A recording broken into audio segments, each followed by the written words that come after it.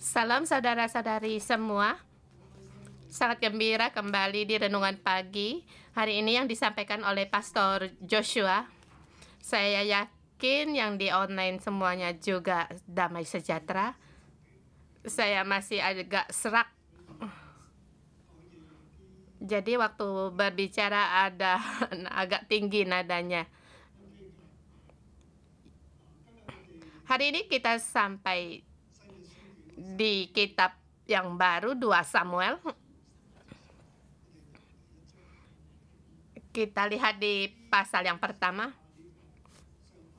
1 Samuel, 2 Samuel, 1 Raja dan 2 Raja seharusnya kita bersama melihatnya.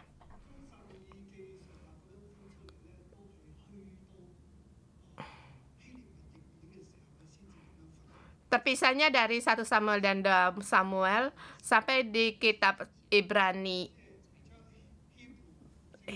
di kitab terjemahan jadi Hebrew. Saat terpisah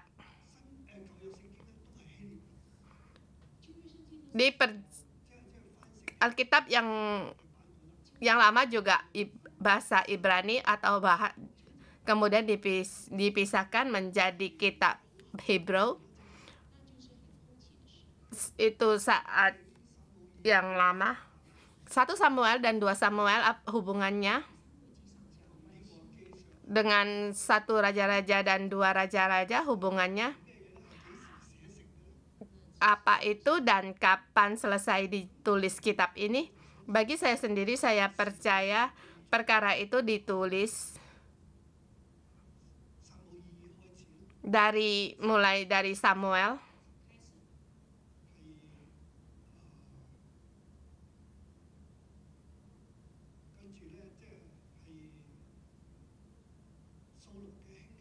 Kemudian bangkitnya Saul karena orang Israel mau ada raja, jadi ada bangkitnya Raja Saul. Raja Saul tidak berkenan bagi Allah, dia bersalah pada Tuhan. Kemudian ada bangkitnya Daud. Bangkitnya keluarga Daud, kita melihat ada 1 raja-raja dan 2 raja-raja. Semua tertulis di 4 kitab ini. 1 Samuel, 2 Samuel, 1 Raja-Raja, 2 Raja-Raja. Di situ menulis tentang raja-raja Israel, dinasti dari Raja Israel. Jadi kita melihat 4 kitab ini jadi 1 Raja-Raja, 2, 3, dan 4. Apalagi 1 Samuel dan 2 Samuel itu sulit untuk dipisahkan. Kebanyakan di 1 Samuel itu dari sejarahnya Saul waktu dia menjadi raja sampai dia meninggal di pasal 31. 1 Samuel pasal 31. Dan Daud, dia resmi menjadi raja, keluarganya juga ditulis di dalam kitab 2 Samuel.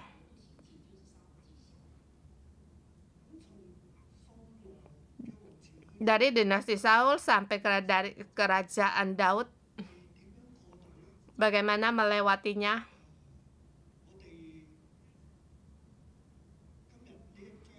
Kita hari ini di pasal ini, di pasal 1 sampai 4 ada tertulis perkara ini.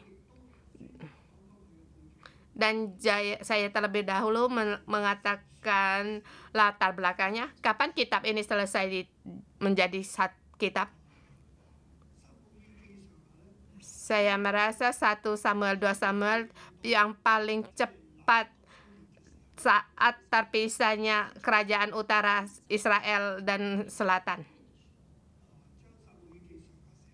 Tertulislah kitab 1 Samuel dan 2 Samuel.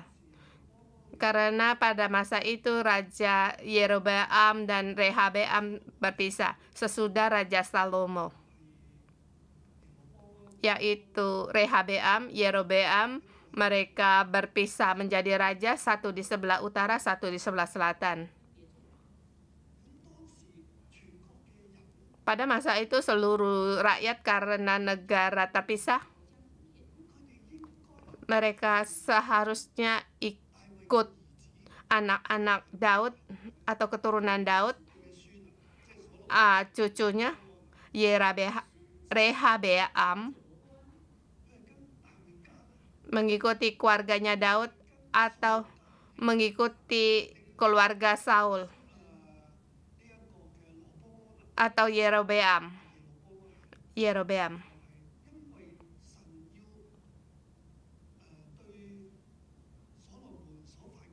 Karena terhadap kesalahan dari Salomo terhadap yang dilakukan oleh Rehabeam, Allah tidak berkenan.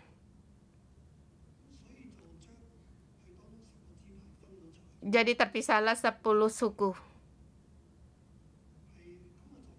Dalam keadaan yang demikian, Yerobeam bangkit menjadi raja.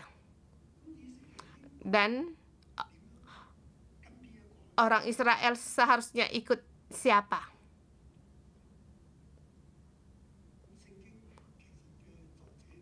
Penulis Alkitab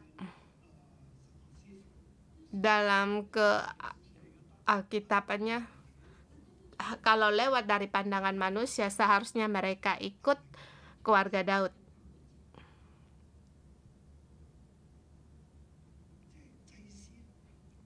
Para imam, terlebih lagi Imam Lewi, pada saat Yerobeam terpisah membawa orang menyembah lembu tuangan, siapa yang harus mereka layani? Mereka mengangkat lembu tuangan menjadi Tuhan di sebelah utara yang didirikan oleh Yerobeam untuk keekonomian dan keamanan dari kerajaan utara. Dan juga Yerobeam sangat bertegas, dia orang yang pintar dan punya rencana. Dia orang yang mahir untuk mengikuti orang mengikuti dia. Kalau kamu orang dari dunia juga akan mengikuti dia sebab dia orang yang hebat, orang yang pintar. Dan Yerobeam, dia mengikut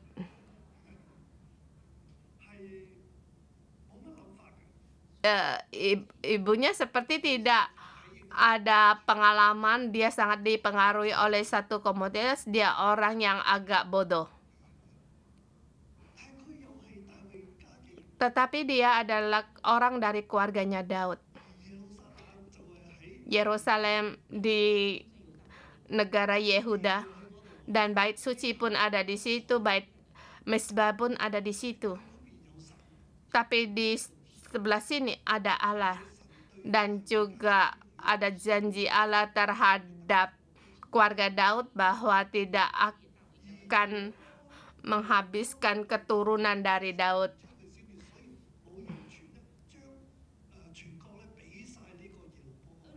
Dan Yerobeam adalah keturunan Daud, tidak seluruhnya dibinasakan, dan masih dikasihkan 2 suku kepada Yerobeam. Tuhan menentukan untuk menghukum keluarga Daud karena masalah dari Daud dan juga karena masalah dari Salomo, karena dia menyembah berhala. Jadi Allah punya kehendak. Kita di sini melihat kitab ini, sepertinya kita seperti melihat sejarah dari manusia, sejarah dari Israel, dan bagaimana Daud menjadi raja. Dan sejarah ini kuncinya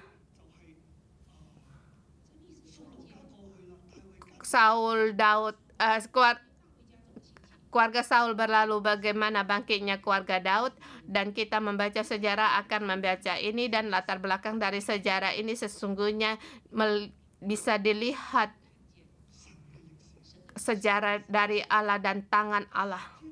Jadi pada saat saya sendiri berkata 1 Samuel dan 2 Samuel,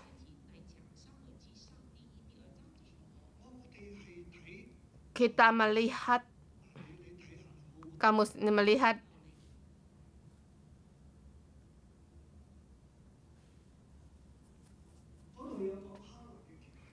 di situ ada dibicarakan tentang doanya Hana di pasal yang pertama.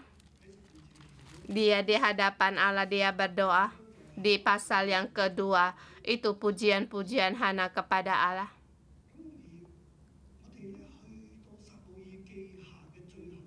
Pada saat kita sampai di 1 Samuel yang terakhir, yaitu nyanyian Daud di ayat 20, pasal 22. Nyanyian Daud kepada Tuhan. Kemudian di akhir dari masa hidupnya Daud, dari 2 Samuel, 1 Samuel dan akhir dari 2 Samuel itu sejajar. 1 Samuel dimulai, yaitu kepahitan dari Hana, curahan hati Hana kepada Tuhan, kemudian pujian-pujian Hana di pasal kedua sampai di 2 Samuel yang terakhir, 3 terakhir, Daud. Itu puji-pujian Daud kepada Allah. Kemudian Allah, kata-kata Daud sebelum ia meninggal, ini satu kesejajaran. Bagaimana kita melihat 1 Samuel dan 2 Samuel, awal dari 1 Samuel dan akhir dari 2 Samuel menggunakan doa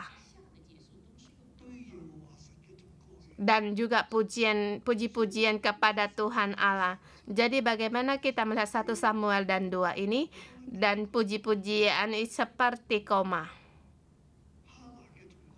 Puji-pujian Hana, puji-pujian Daud. Di tengah-tengahnya terselip 2 Samuel, temanya, dan juga 1 Samuel, 1 dan 2 Samuel. Keluarga Saul, keluarga Israel, keluarga Daud perlahan bangkit sampai di keluarganya Daud dan sampai akhirnya Daud. Dan bagaimana kita melihat sejarah ini? Itu anugerah Tuhan dan pekerjaan Allah. Allah layak untuk dipujikan, dan Ia yang kita percaya. Allah satu-satunya gunung batu kita. Dari segala sesuatunya dalam kuasa Allah dan yang digenapi oleh Allah. Dan keluarga Saul harus berlalu menjadikan keluarga Daud. Di tempat Israel ini Daud berkeluarga. Keluarga Saul berlalu, keluarga Daud bangkit. Bagaimana dalam perjalanan ini? Kita tidak sejajar untuk melihat, yaitu kita harus melihat pekerjaan Tuhan. Allah yang kita percaya, yang kita andalkan, dan yang menyelesaikan segalanya. Allah punya kehendaknya sendiri, dan kehendaknya itu karena perkara dari keluarga Saul. Dia menghukum keluarga Saul, tetapi dia harus menjaga rakyatnya. Dia orang Israel, umat dengan perjanjian Allah. Mereka adalah umat Allah, tetapi umat Allah meninggalkan Allah. Saul akhirnya memanggil pemanggil arwah. Semakin berjalan semakin gelap. Dan dinasti ini Allah kembali memilih orang yang berkenan baginya, yaitu Daud. Daud di sini yang menjadi jurumudi. Kita lihat 1 Samuel dan 2 Samuel, dari segi ini kita melihat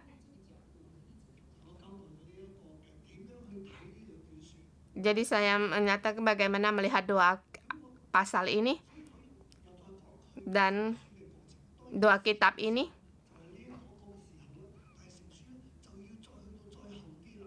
Menjadi satu kitab harus sejarah terus berlalu, tetapi menjadi kitab yang paling cepat harus sampai di zaman berkuasanya Rehabeam.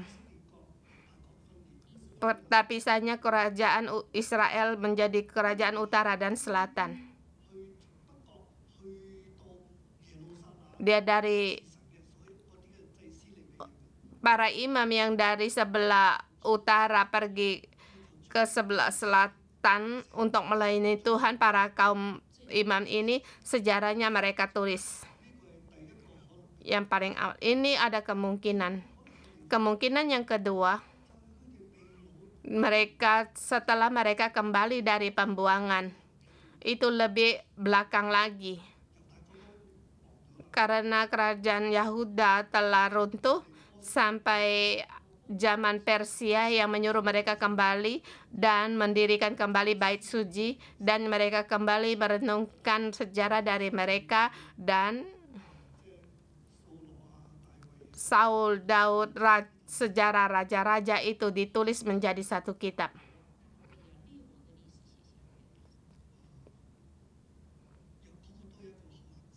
Itu ada juga kemungkinan bagi kita dua kitab 1 dan 2 untuk memahami bagaimana kita memahaminya. Satu raja-raja dan dua raja juga ada hubungannya. Bagi kita kitab 1 Samuel dan 2 Samuel yang lebih mendorong sampai di zamannya Rehabeam. Karena mereka masa itu harus mengambil keputusan. Aku harus mengambil keputusan mengikuti keluarga siapa yang mana dan ikut bersama mereka. Sesungguhnya haruslah memilih kepada Allah sampai kapanpun, pilihlah Allah. Dan kita masuk di pasal yang pertama. Pasal pertama dibagi 2 paragraf, ayat 1 sampai dengan ayat 16, paragraf pertama.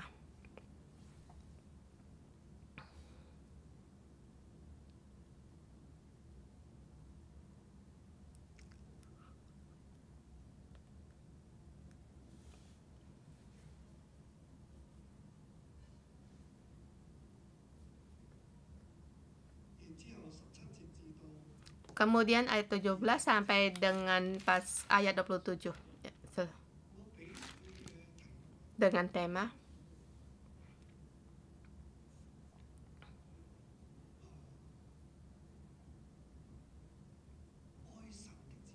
umat yang mengasihi Allah. Jalan di bawah pohon kehidupan, tanda kutip, umat yang mengasihi Allah, yaitu kasih. Seperti dalam kebaktian kita mengasihi Allah, mengasihi sesama. 2 perintah itu hukum Taurat dan kitab para nabi. Di sini dikatakan umat yang mengasihi Allah. Ayat 1 sampai dengan 16.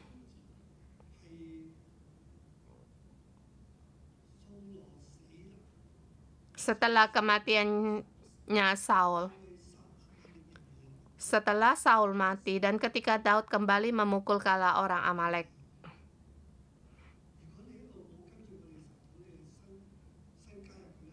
Kalau kamu tidak mengikuti renungan pagi 611, kamu harus memahami 1 Samuel yang terakhir. Kamu harus memahami terlebih dahulu. Setidaknya dimulai dari 1 Samuel 29 sampai dengan 31. Kembali saya merenungkan di pasal 29, 1 Samuel 29 dikatakan orang Filistin berperang kepada Saul. Dan saat itu Daud berada di tempat orang Filistin. Dia tahu bahwa Saul ingin mengejar dia. Dia melarikan diri sampai di tempat orang Filistin. Jadi dia mengandalkan orang Raja Filistin Akad. Sepertinya dia orang Filistin Akis. Sepertinya menolong orang Filistin.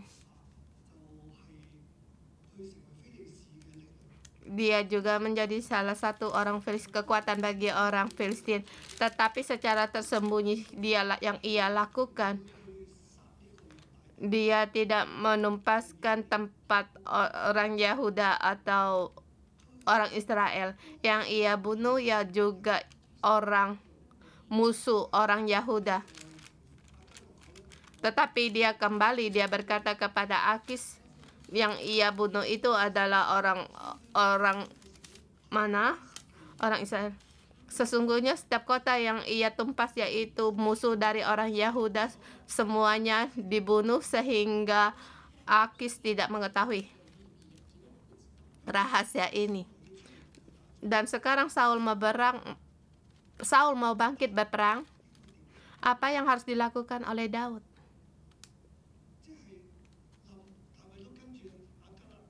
Daud mengikuti Akis.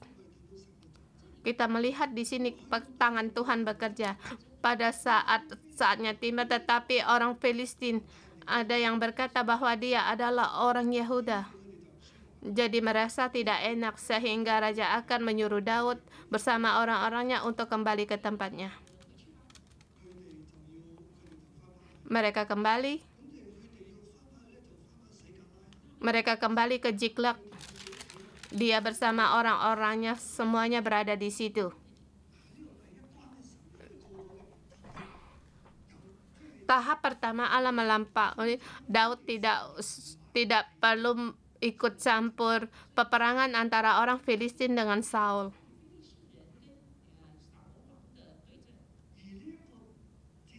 Dan peperangan ini peperangan kematian Saul. Daud tidak berada di situ. Itu pelindungan dari Allah terhadap Daud. Dia tidak menolong orang Filistin untuk berperang. Tetapi kalau ia ikut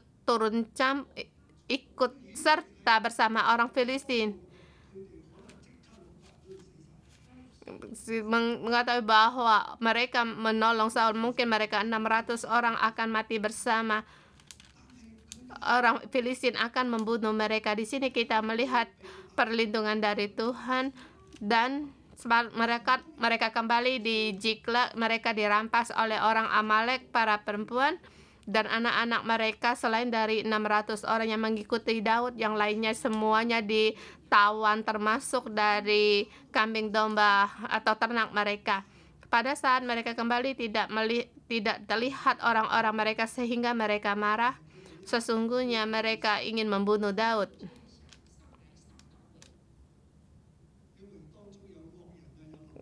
Karena di antara mereka juga orang yang jahat, orang-orang yang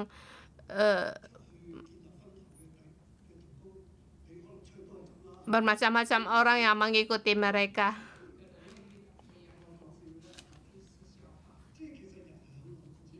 Orang sangatlah membelok. Tapi Daud hatinya tetap percaya kepada Allah. Dia menyuruh mengambil efod. Imam memberi efod kepada Daud dan bertanya kepada Allah. Kemudian Allah kejarlah mereka. Akhirnya mereka mengejar mereka dan dibawa kembali. Di situ Allah bertemu dengan orang Mesir. Orang muda Mesir menolong mereka, dan orang Mesir ini mereka juga ditinggal oleh orang Amalek. Dan ia menolong Daud. Segala sesuatunya kembali mereka rampas dan mengalahkan orang Amalek. Dan hasil rampasan mereka pun mereka bagi-bagikan ke tempat-tempat Yehuda. Di sini Allah melindungi keluarga Daud, menghindar dia untuk membunuh Saul. Bahkan Allah menyelamatkan keluarganya. Sangatlah berbahaya.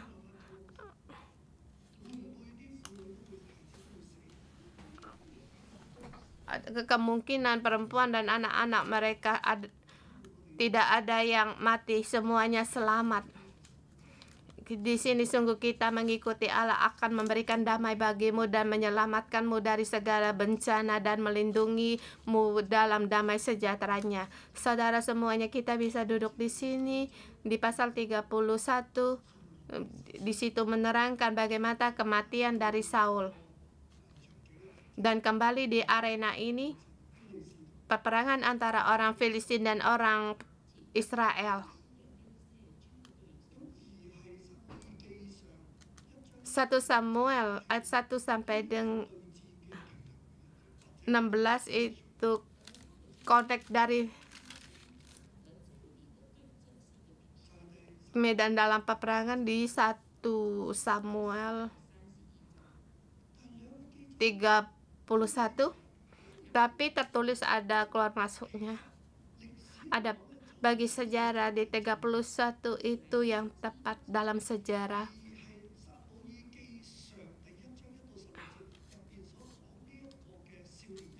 Dan di 2 Samuel ayat 1 sampai 2 dikatakan orang muda ini orang yang membawa kabar.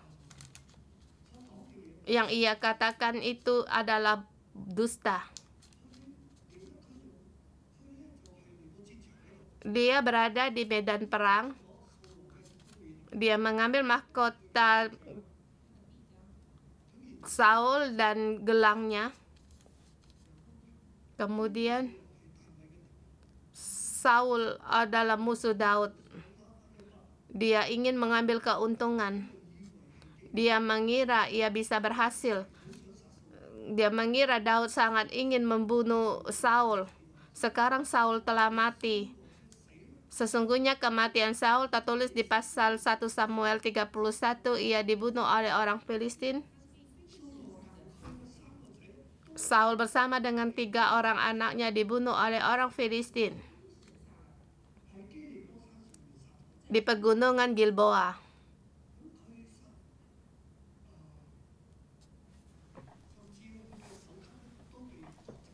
Bahkan juga pembawa senjatanya pun bunuh diri. Dan tinggal mayatnya bersama 3 anaknya. Kita tidak menjelaskan lebih jauh di sini. Dan orang muda ini melihat, siapakah orang muda ini?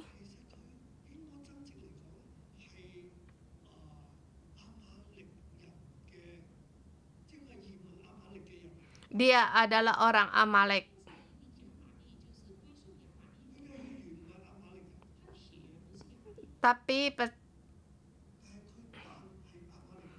Tapi sesungguhnya dia bukan orang Amalek, tetapi dia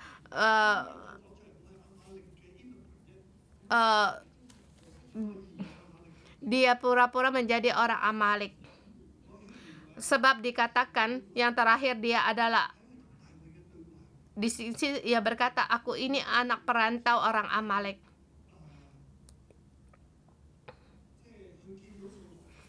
Dia memberitahu kepada Daud bahwa ia melihat Saul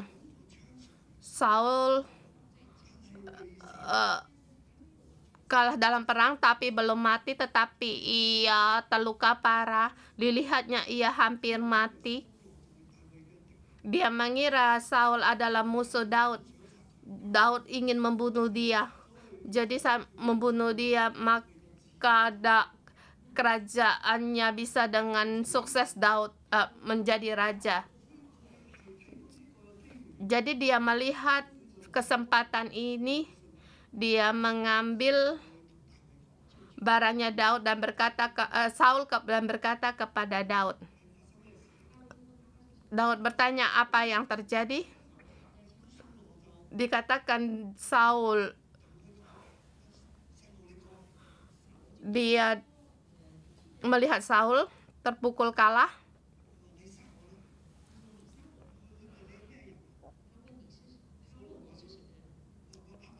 Saul berkata, "Kamu dari mana?" Saya dibilang orang Amalek. Saul berkata, "Kamu bunuhlah aku." Pahlawan bagaimana kalah dalam pedang? Apakah Saul kalah pada orang Amalek?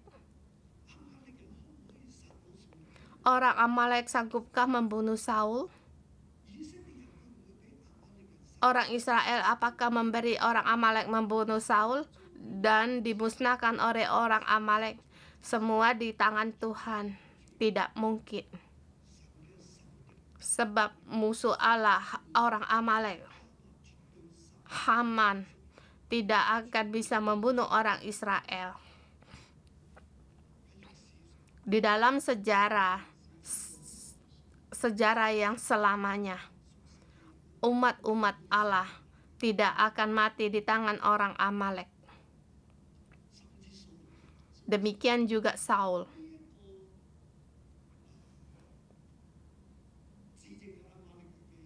Orang muda ini yang berkatakan orang Amalek, saya melihat keadaan demikian, saya kemudian membunuh dia dengan pedang. Dan saya mengambil barang-barang ini untukmu.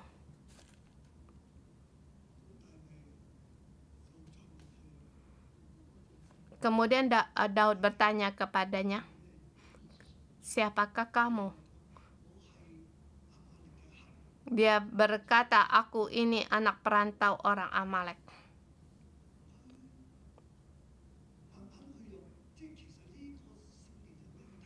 Orang muda ini melihat timbul perkara sepertinya tidak menguntungkan.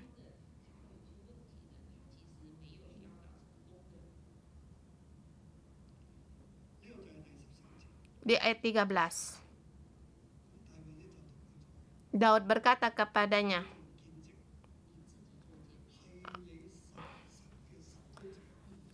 "Kamu sendiri yang memberi saksi bahwa kamu membunuh orang yang diurapi Tuhan. Kamu sendiri yang akan tanggung dengan darahmu sendiri." Dalam peraturan Israel, di dalam hukum Taurat, tidak boleh membunuh manusia. Tetapi sekarang Daud sebagai hakim, agar orang ini menanggung sendiri akan darahnya, sebab hakim seperti posisi sebagai hakim. Orang ini sendiri yang menjadi saksi membunuh orang yang diurapi Tuhan. Alkitab menulis demikian, Saul telah mati, darahnya tertumpah pada kepala siapa? Di sini, yaitu orang muda yang membawa kabar itu. Sebab dia berkata, ia sendiri yang membunuh Saul, bukan pada kepala Daud. Daud tidak di tempat arena itu. Mengapa bisa terjadi demikian? Sebab Allah yang berkuasa atas segalanya. Sehingga Daud pada saat ia memerintah di Israel, dia dengan tangan yang bersih, bukan demikian. Dia mengasihi semua orang yang milik Tuhan. Dia mengasihi Saul, dia mengasihi keluarganya Saul. Dia tidak turun tangan untuk membunuh Saul. Tetapi di tangan Tuhan, kerajaan diberikan kepada Daud. Demikian saya ingin mengingatkan saudara-saudari semua, kamu di tempat kerja atau kita di dunia ini, pada saat menghadapi pertikaian, mungkin juga ada bentrokan terhadap keuntunganmu sendiri seperti Daud. Saul mengejar dia, Saul adalah musuhnya, tetapi apakah ia melihat Saul musuhnya? Dia berulang kali tidak membunuh Saul, bahkan menghalangi orang yang untuk membunuh Saul. Selain hal ini, orang yang membunuh Saul, Daud pun ingin dia nyawanya. Dia ingin menghapuskan dosa ini. Pertumpahan darah ditanggung kepada orang muda, orang Amalek ini. Dia sendiri yang menjadi saksi. Apakah dia sendiri yang membunuh Saul itu bukan lagi perkara yang besar, tetapi dia sendiri yang memberi saksi bahwa dia membunuh orang yang diurapi Tuhan. Jadi ia harus menanggungnya dengan nyawanya sendiri. Dan orang Amalek memberikan kabar kepada Daud. Akhirnya dia kehilangan nyawanya. Demikianlah berlalulah keluarga dari Saul.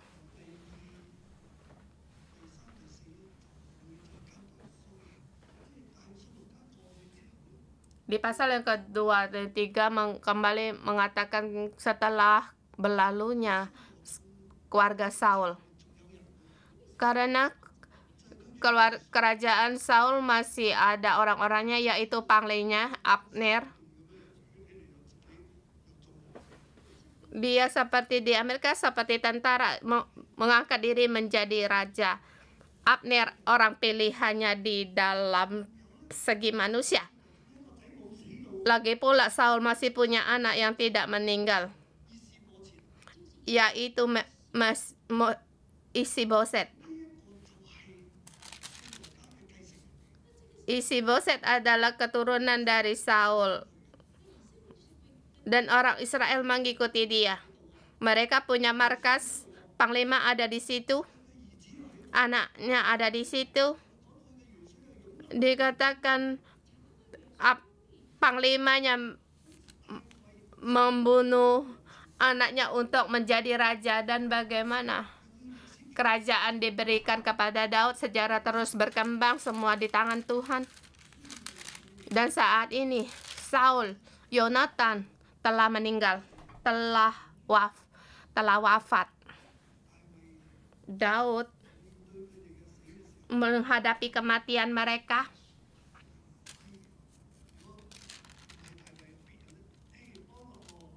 Kalau bukan Daud akan berkata, wah selesai, udah. Allah mengangkat saya menjadi raja, sekarang sudah bisa, tidak perlu saya membunuh dia. Bukankah itu yang terbaik? Sekarang sudah beres. Apakah demikian? Bukan. Jadi saya katakan kita harus mengasihi umat Allah. Saul dan anaknya meninggal. Daud sangatlah sedih. Dia menulis lagu ratapan bagi mereka di ayat 17 dan sampai dengan 27. Ratapan Daud karena Saul dan Yonatan. Bukan hanya dia yang menyanyi, tetapi dia juga mengajar orang Israel, mengajar orang-orang Bani Yehuda, orang-orang yang mengikutinya untuk menyanyikan ratapan ini, dan temanya dari pasal 19 sampai dengan 27. Di awalnya, permaimu hai Israel, mati terbunuh di bukit-bukitmu, bertapa gugur para pahlawan. Dan akhirnya di yang terakhir, bertapa gugur para pahlawan dan musnah senjata-senjata perang. Mereka mengangkat Saul dan Yonatan sebagai pahlawan. Bagaimana mereka bisa mati, bisa gugur? Permainmu hai Israel, mati terbunuh di bukit-bukit. Saul telah dibunuh, Yonatan telah dibunuh. Orang yang dihormati telah terbunuh di bukit-bukit. Betapa gugur para pahlawan, orang yang gagah. How? Die.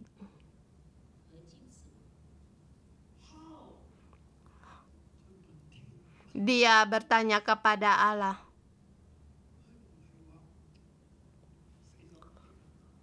Dia tidak berkata selesai sudah dia mati. Dia sangatlah sedih Setiap orang dikatakan betapa gugur para pahlawan bertanya kepada Allah. Dia tidak bersedia. Dia bertanya perkara ini, bertanya kepada Allah, bahkan menyuruh umat Israel untuk tidak memberitakan kabar ini kepada orang Filistin, jangan sampai mereka gembira.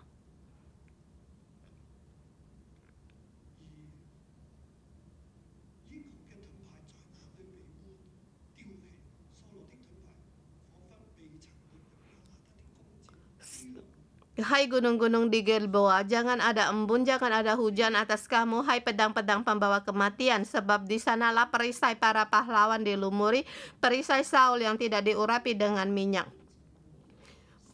Tanpa darah orang-orang mati terbunuh, dan tanpa lemak para pahlawan, panah Yonatan tak pernah berpaling pulang, dan pedang Saul tidak kembali dengan hampa. Hai gunung-gunung di Gilboa, jangan ada embun, jangan ada hujan di atas kamu. Dia mengutuk pegunungan di Gilboa, karena di atas gunung ini Saul dan Yonatan bersama saudaranya mati.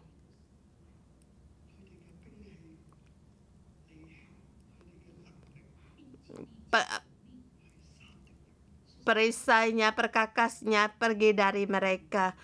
Sekarang mengapa keadaan demikian? Mengapa sekarang perisai pedangnya tidak menghasilkan? Hai gunung Gilboa, ini perkaramu. Mengapa kamu tidak menghasilkan bagi tuanmu? Betapa gugurnya para pahlawan. Hai gunung di Gilboa, kamu harus dikutuk. Jangan ada embun, jangan ada hujan di atas kamu. Aku mengasihi Yonatan, tetapi betapa gugur para pahlawan. Ayat 25. Betapa gugur para pahlawan di tengah-tengah pertempuran. Yonatan mati terbunuh di bukit-bukit. Merasa susah aku karena engkau saudaraku Yonatan. Engkau sangat ramah kepadaku. Bagiku cintamu lebih ajaib daripada cinta perempuan. Betapa gugur para pahlawan dan musnahlah senjata-senjata perang.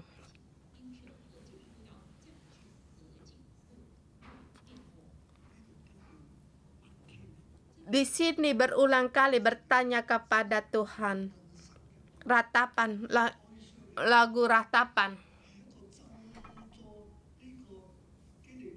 Satu kutukan bagi pegunungan di Gilboa agar jangan ada embun dan jangan hujan, karena tidak menghasilkan bagi Saul dan Yonatan.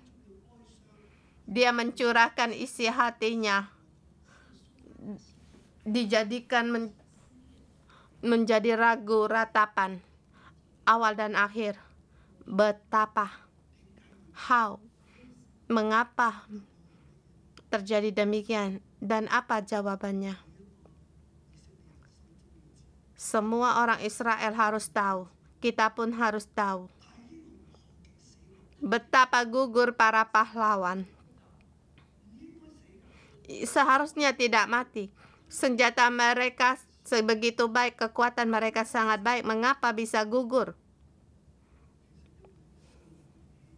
Karena Saul meninggalkan Allah. Roh Allah telah undur dari Saul. Dia semakin berjalan semakin kegelapan. Akhirnya dibunuh oleh musuh.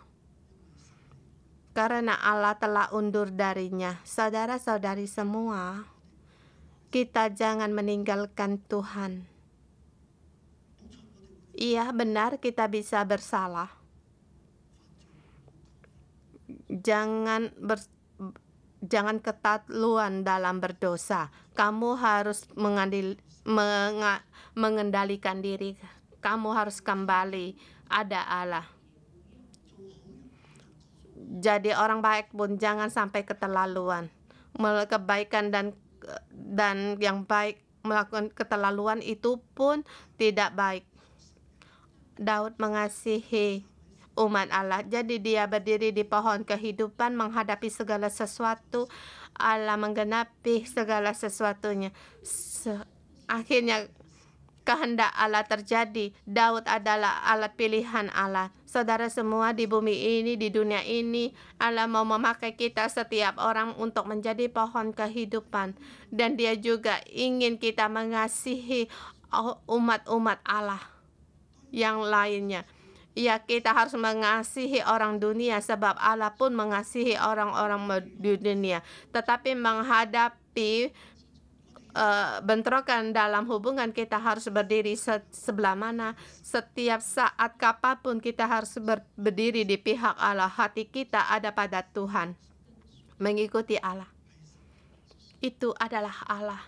Itu pekerjaan Allah. Allah yang menggenapi. Hari ini Daud menghadapi keadaan yang demikian. Setiap tempat Allah yang menyelamatkan dia. Dan Saul, dia tahu akan gugur, akan mati. Karena dia tidak ada roh Allah, karena dia mengikuti kegelapan dan akhirnya menuju maut. Mohon Tuhan untuk menolong kita hari ini di dalam hidup kita. Kita setiap hari mengambil keputusan. Setiap hari kita harus berdoa pada Tuhan. Ya Allahku, pekerjaanmu, aku mengikutimu, jagalah aku agar melakukan kebaikan dan kejahatan tidak berlebihan. Lagi pula jangan sampai aku berdosa kepadamu, bersalah kepadamu. Tapi di dalam dosa ada kalanya aku pun melakukan kesalahan. Aku mau berpegang pada kebenaran. Mohon Engkau mengampuni aku. Amin. Haleluya. Mari kita bersama memuji Tuhan Allah kita. Ya Tuhan, pagi hari ini kembali deklarasikan Engkau Allah kami. Kami adalah umat-Mu. Kami adalah umat-Mu. Agar hati kami selalu ada padamu. Biarlah segala pikiran kami tertuju padamu. Haleluya. Kami memuji Engkau.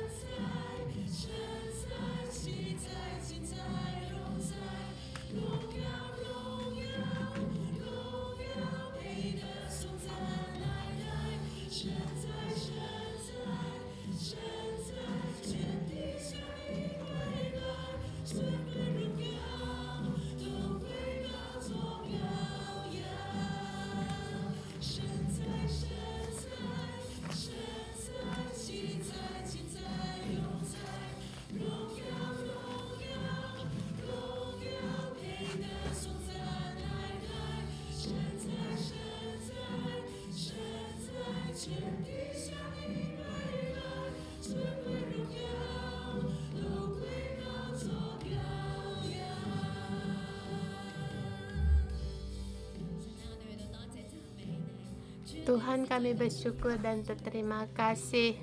Terima kasih atas penyertaan-Mu. Terima kasih atas roh-Mu yang menuntun hidup kami, sehingga kami berjalan dalam jalan milik-Mu. Sungguh Tuhan, kami bersyukur. Saudara semua, mari kita bersyukur sebab Allah yang menuntun kita dalam jalan pohon kebenaran. Kita ke sini bukan karena kesengajaan, tetapi semua karena Allah. Mari kita bersyukur. Tuhan, kami bersyukur dan terima kasih karena kasih-Mu, karena bimbingan-Mu, karena Engkau pohon kehidupan kami, di naungan kami dilindungi sehingga kami tidak menyeleweng. Dalam lindungan-Mu kami berdiri, kami tetap tegar. Tuhan, aku bersyukur dan berterima kasih karena kami di dalam pohon kehidupan-Mu, Roh Kudus yang menuntun kami di dalam mengambil keputusan. Kami tidak mengambil dengan kedagingan kami sendiri, tetapi dengan kebenaran-Mu. Terima kasih atas pelindungan-Mu. Yesus, kami memuji Engkau sebab Engkau Allah yang menjaga kami terhindar dari segala bencana. Seperti Daud, karena kematian Saul, dia sangat sedih. Dia di situ berpuasa, dia mengoyak pakaiannya, bahkan demi orang yang dia menulis lagu ratapan. Saudara-saudara, mari kita merenungkan, Daud tidak mencelakakan orang yang milik Allah. Kita merenungkan, mungkin kita dalam hidup kita, hubungan kita sesama terpisah. Bagaimana kita memilih dalam menghadapi pertikaian. Saudara semua, kita renungkan,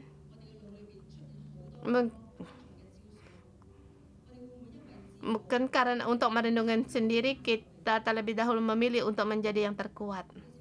Saya mengundang saudara semua, rabah hatimu dalam menghadapi pekerjaan di tempat kerja, di rumah, dalam hubungan sesama. Bagaimana kamu untuk memilih?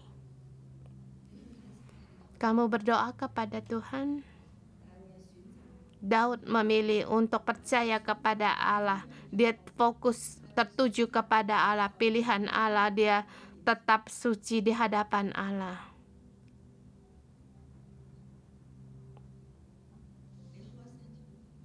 Berdoalah, beritahu kepada Tuhan. Tuhan, bukalah jalan keluar bagiku. Ya Tuhan, saat di dalam hubungan Engkau Allah yang menyelamatkan aku.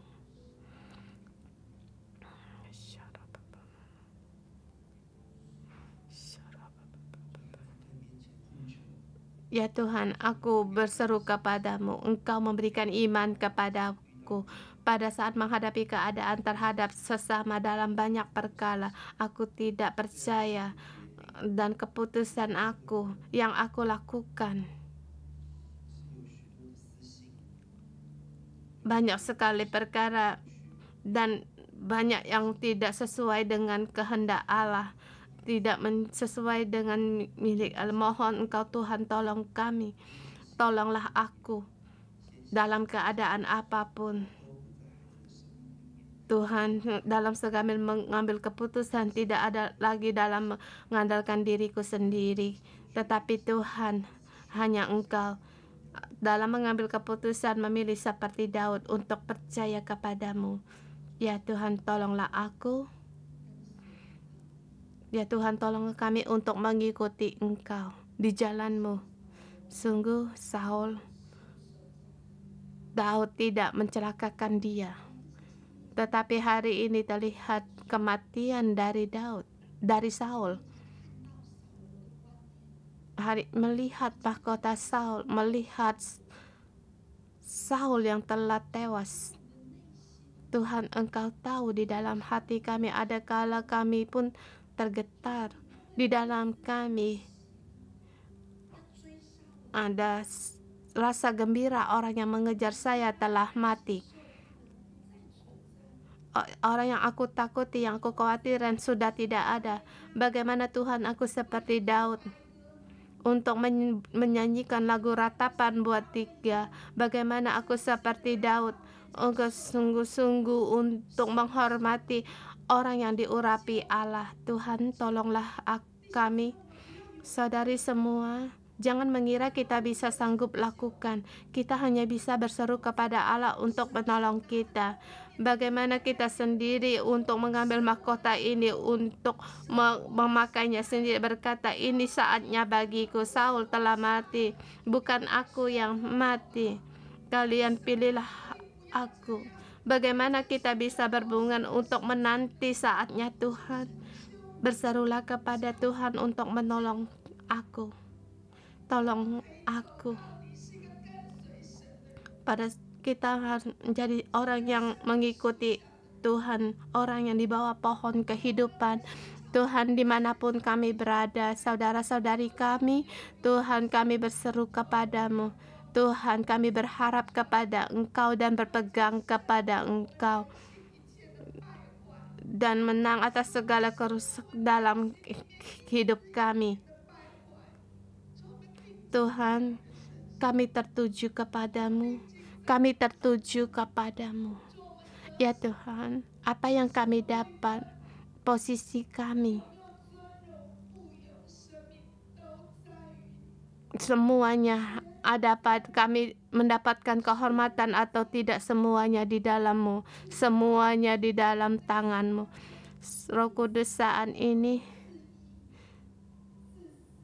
ambil semua keegoisan kami, merasa benar sendiri, keegoisan, ketidaksabaran kami. Tuhan, seluruhnya Engkau ambil dari kami. Kami perlu akan Engkau. Tuhan, kami perlu akan Engkau. Terlebih lagi untuk saudara-saudari kami yang di tempat kerja, sangat perlu akan Engkau. Kami memuji Engkau, mendengar doa kami dalam nama Tuhan Yesus Kristus. Amin.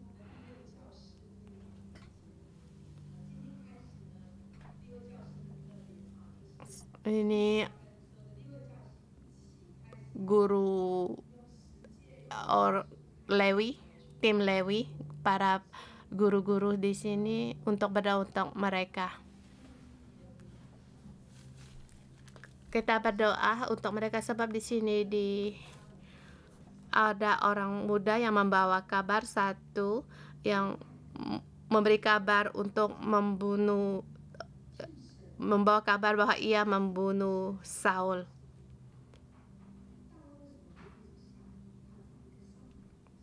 Dan seorang lagi Daud menyuruh orang muda untuk membunuh. Daud tidak menggunakan tangannya sendiri untuk membunuh ini.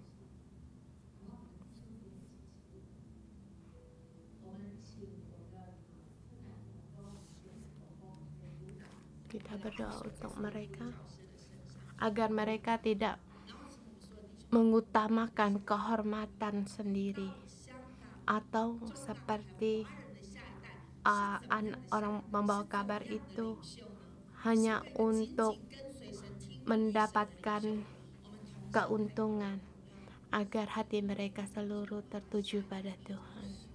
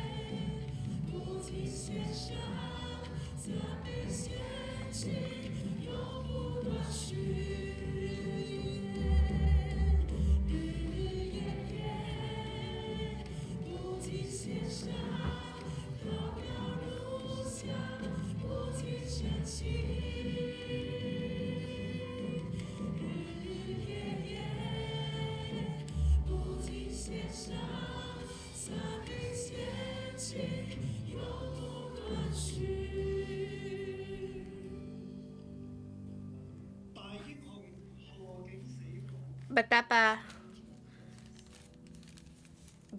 gugur dia 20 pahlawan.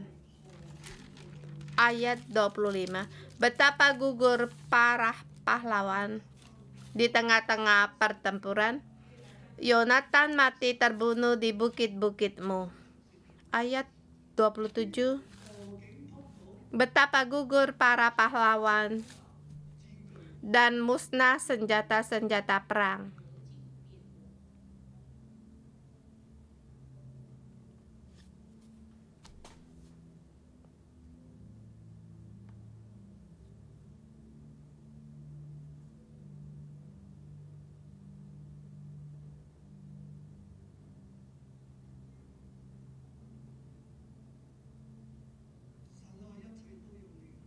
Ya Allah, semua adalah pekerjaanmu, karyamu. Hati kami berserah kepadamu, mengandalkan Engkau. Mohon Engkau agar dosa-dosa pergi dari kami. Mohon Roh-Mu jangan undur dari kami.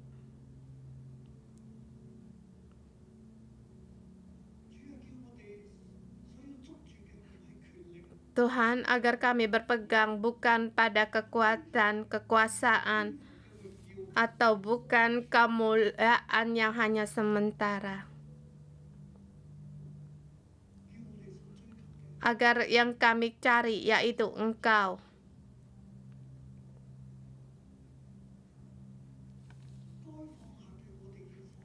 Yang harus diserahkan, kami serahkan. Yang harus kami ambil dari kami ambil. Yang harus berdiri, kami pun berdiri. Agar kami bisa lepas tangan, kami pun lepas tangan. Tuhan, mohon Engkau berdiri dalam jalan pohon kehidupan selurus dengan Engkau. Kami kembali kepada Engkau, kami pulang kembali kepada Engkau. Kami mengikuti Engkau. Tuhan, mohon Engkau curahkan kasih-Mu kepada kami semua, agar kami lebih lagi mengasihi Engkau lebih dari segalanya. Kami tidak mau seperti Saul, mengasihi rakyat, mengasihi hewan ternak, mengasihi Raja Amalek, melebihi mengasihi Engkau. Tuhan, kami mau seperti Daud. Hati kami mengikuti Engkau, sering-sering bersama dengan Engkau dalam keadaan apapun, bahkan lebih dalam penuh dengan bahaya. Tuhan, kami tetap mengikuti Engkau. Kami tidak membiarkan dengan cara pikiran kami sendiri.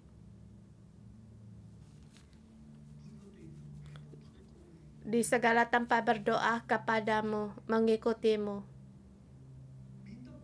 agar kami jangan berjalan menuju jalan binasa. Kami serahkan di tangan gunung batu kami untuk percaya kepadamu. Engkau menjaga kami setiap orang, terlebih lagi di zaman yang penuh dengan yang kekacauan dan desas-desus. Tidak ada keadilan dan kebenaran. Tidak ada yang sungguh-sungguh dalam kebenaran. Setiap orang menganggap benar sendiri. Ada keuntungan, baik itu perorangan maupun negara. Semuanya terjatuh dalam keadaan yang demikian. Tuhan, mohon, tapi Engkau tolong kami di dalam zaman yang kegelapan, yang kacauan ini, agar kami menjadi pohon kehidupan untuk menyembuhkan bumi, menyembuhkan bangsa-bangsa, agar kemuliaan-Mu lewat pohon kehidupan ini ditumbuhkan, menerangi seluruh bumi, agar orang manusia mempunyai terang mengikuti Engkau, agar Engkau dimuliakan. Tuhan, kehendak-Mu terhadap kami, terhadap bumi pasti akan terjadi, akan digenapi. Engkau yang berkuasa, yang menjaga kami setiap orang, dan Engkau yang menyelamatkan kami keluar dari segala kejahatan dan percobaan. Engkau menjaga kami, yang Engkau berikan kepada kami dengan iman untuk terus berjalan. Terima kasih Tuhan, dalam nama Tuhan Yesus Kristus, amin. Tuhan memberkati, amin. Kita renungan pagi sampai di sini.